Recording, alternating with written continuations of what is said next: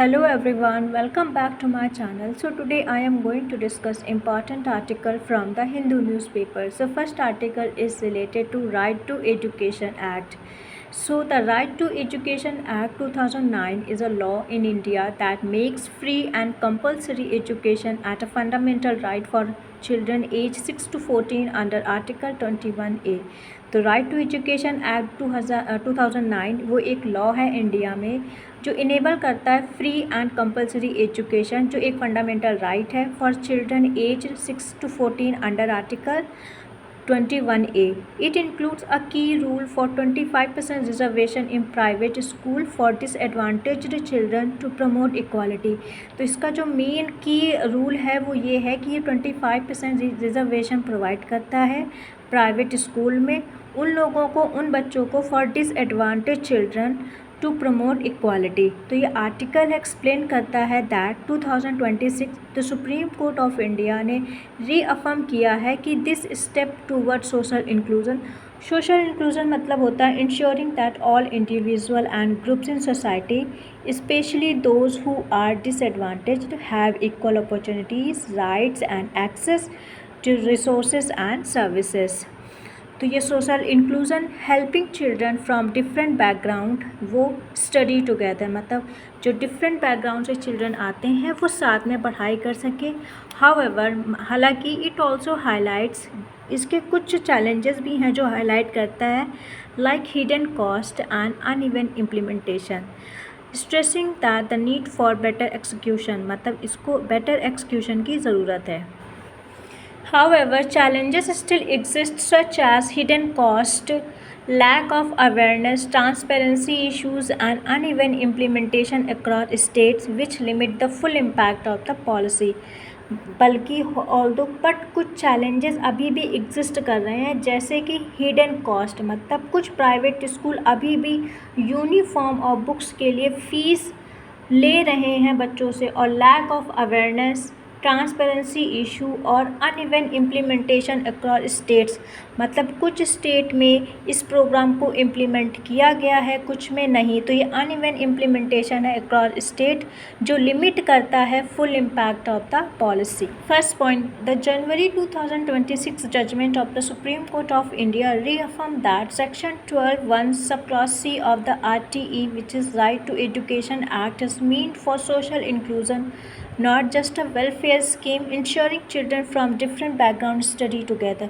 तो जो supreme court का जजमेंट आया था 2026 में, उसमें सुप्रीम कोर्ट ऑफ इंडिया ने ये रीअफर्म किया था, रीइंश्योर किया था कि जो section 12(1) sub clause C of RTI act है, उसका मतलब ये है कि social inclusion not just a welfare scheme. ये कोई वेलफेयर स्कीम नहीं है, इसमें आपको सोशल इंक्लूज़न मतलब करना है कि इंश्योर करना है कि जितने भी individual group in society specially those who are disadvantaged have equal opportunities, rights and access to resources and services, और children from different background study together, मतलब डिफरेंट बैकग्राउंड के जो बच्चे आते हैं वो साथ में बैठकर पढ़ाई करें.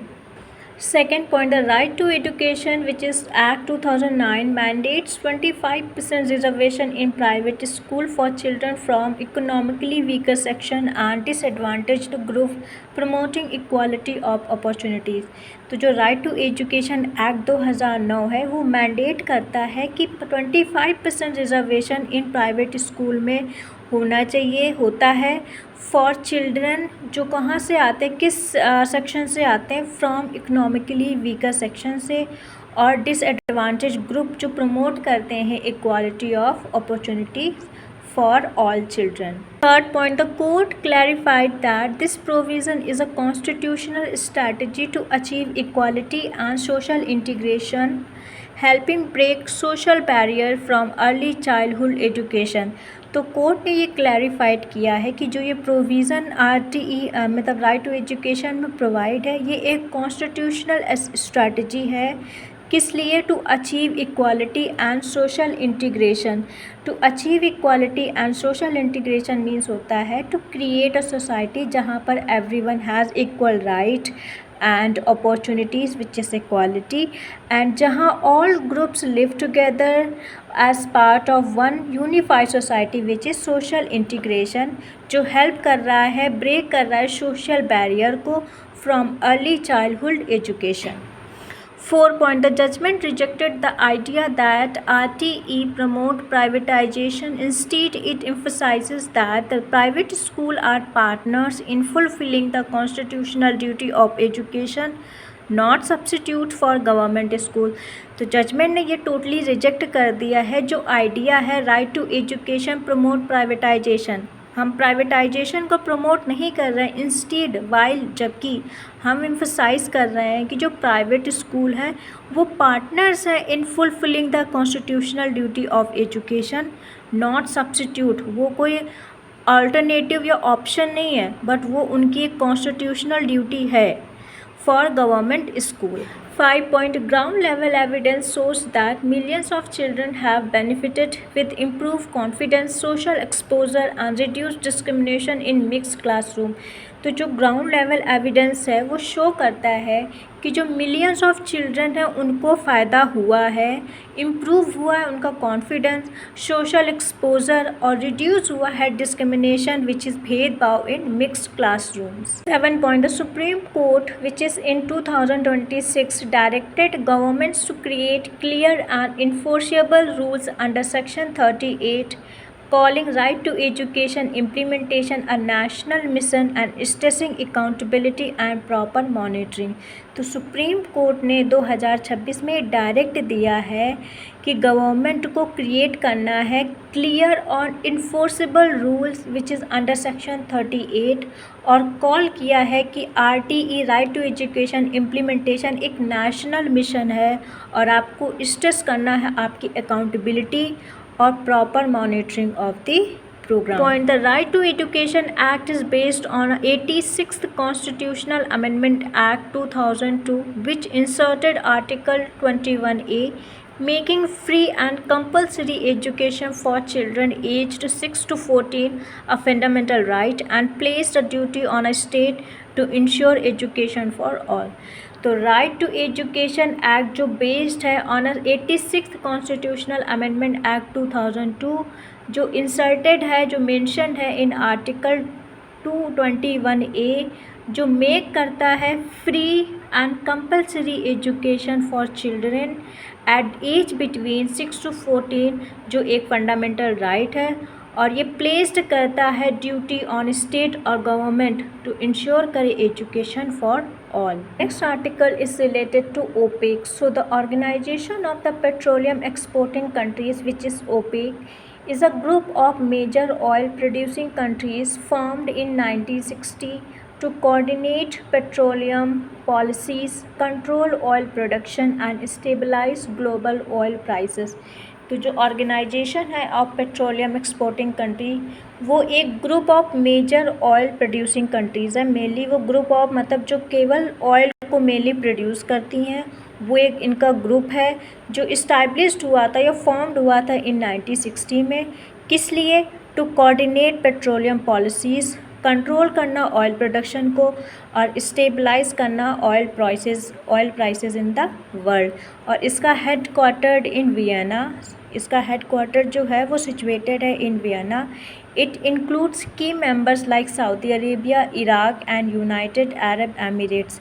तो इसके जो मेन पार्टनर्स हैं या मेंबर्स हैं वो Saudi Arabia, Iraq and United Arab Emirates, और वर्क करता है विद एलीज जो उसके पार्टनर्स हैं ओपेक प्लस कंट्रीज़ जो रशिया लेड हैं। रशिया अंडर ओपेक प्लस जो इन्फ्लुएंस करते हैं ग्लोबल ऑयल सप्लाई को। In recent news the UAE has decided to exit OPEC from May 2026। तो UAE ने ये डिसाइड किया है कि वो एग्ज़िट करेगा ओपेक से फ्रॉम May 2026, जिसका तो UAE का एम है टू इंक्रीज इस ऑयल प्रोडक्शन इंडिपेंडेंटली और aligned with its long term economic strategy. तो उसका रीज़न क्या है?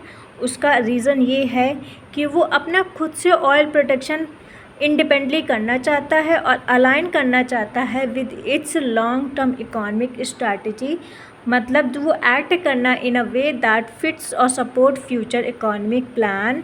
ये जो मूव है ये सिग्निफिकेंट है बिकॉज जो यूएई है एक मेजर ऑयल प्रोड्यूसर है और उसका एग्जिट वो वीक कर सकता है OPEC control over global oil market में और इम्पैक्ट कर सकता है फ्यूल प्राइसेस वर्ल्ड वाइड में एंड रिफ्लेक्ट करेगा growing shift and competition within major energy producing nations. First point, the United Arab Emirates has announced its exit from OPEC and OPEC Plus effective 1st May 2026, ending nearly 6 decades of membership and marking a major shift in global energy politics. तो United Arab Emirates ने announce किया है कि वो OPEC या and OPEC plus countries या group से अपने आप को एग्ज़िट कर रहा है, मतलब अपने आप को बाहर कर रहा है फ्रॉम 1 मई 2026।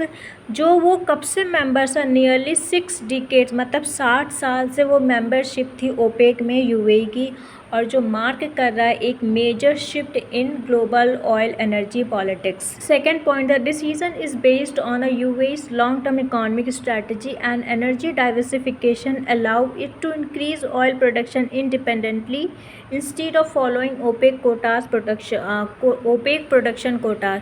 जो डिसीज़न है वो बेस्ड है यूएई की लॉन्ग टर्म इकोनॉमिक स्ट्रैटेजी पर और वो उसके एनर्जी डाइवर्सिफिकेशन पर, जो अलाउ करता है वो इंक्रीज़ करेगा अपना ऑयल प्रोडक्शन इंडिपेंडेंटली, ना कि वो फॉलो करेगा ओपेक प्रोडक्शन कोटास को। मतलब मेनली ये है कि वो अपनी एनर्जी को डाइवर्सिफाई करना चाहता है। Third point, the exit is happening in between global oil market instability specially due to the US Iran conflict and disruption in the strait of Hormuz which has affected oil supply chain worldwide. जो exit है UAE का वो कब हो रहा है, in between global oil market instability because the West Asia crisis specially due to US Iran conflict and disruption in a state of Hormuz, जो affect करता है ऑयल सप्लाई चेन को world wide. Fourth point, the UAE had disagreement with OPEC, particularly over production limit imposed by the group as it wants to expand its production capacity and market share। तो UAE disagreement मतलब disagree था with OPEC country से या group से, particularly किस matter में, over production limit, मतलब जो प्रोडक्शन लिमिट इम्पोज की गई थी by the group, but UAE चाहता था कि वो एक्सपैंड करे अपना प्रोडक्शन कैपेसिटी को in market. 5 point, OPEC was founded in 1960 at the Baghdad conference by Iran, Iraq, Kuwait, Saudi Arabia and Venezuela with the aim of controlling oil supply and stabilizing global prices। जो OPEC था वो कब found हुआ था या established हुआ था, इन 1960 at the Baghdad conference by Iran, Iraq, Kuwait, Saudi Arabia and Venezuela, जिसका एम था कि वो कंट्रोल करेगा ऑयल सप्लाई को और स्टेबलाइजिंग करेगा oil prices. 6 point, current OPEC members after UAE exit include Algeria, Congo, Equatorial Guinea, Gabon, Iran, Iraq, Kuwait, Libya, Nigeria, Saudi Arabia and Venezuela। तो current OPEC member कौन कौन है, UAE को आप हटा दो क्योंकि उसने एग्जिट वो करने जा रहा है।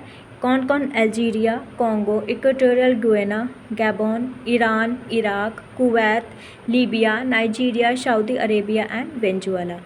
7 point, OPEC Plus is a broader alliance formed in 2016 which include OPEC members plus non-OPEC producers like Russia, Mexico and Kazakhstan, and it control a large share of global oil production।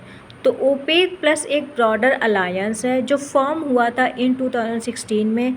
कौन कौन उसके members हैं, एक तो OPEC members plus non OPEC producer जैसे Russia हो गया, Mexico, Kazakhstan, और ये कंट्रोल करता है large share of global oil production.